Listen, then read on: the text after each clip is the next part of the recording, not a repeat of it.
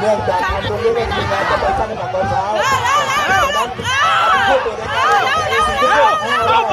ช่วยตัวในการตอนนี้ทุกคน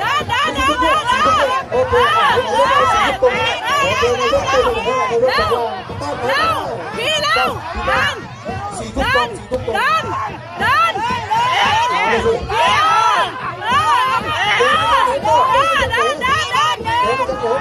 ี่เดินโกหกหรือเปล่า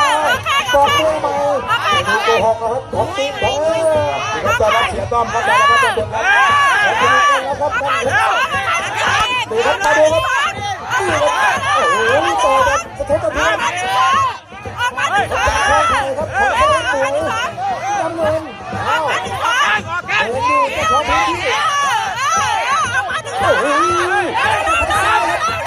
ต่อยหนักเลยไหนเป็นกระสอบถึงที่ครับโอ้โหต่อยได้ด้วยสาย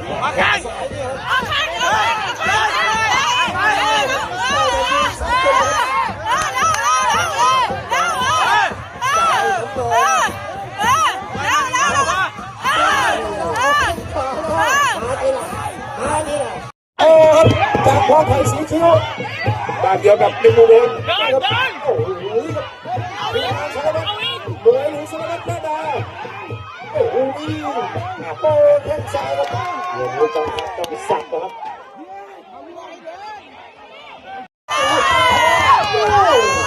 เลิกตัวขึ้นมาเลยนะผมโดนชอบเลยครับหมาชาวบอกให้จับมือเลยใจเลยครับโอ้โหเป็นต้น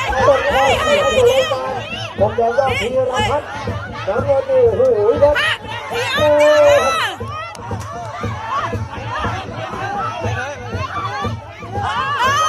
ตะวันตัดโอ้โหครั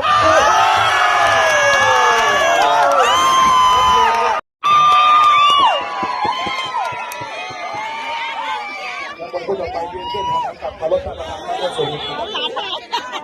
ผู้นี้คือ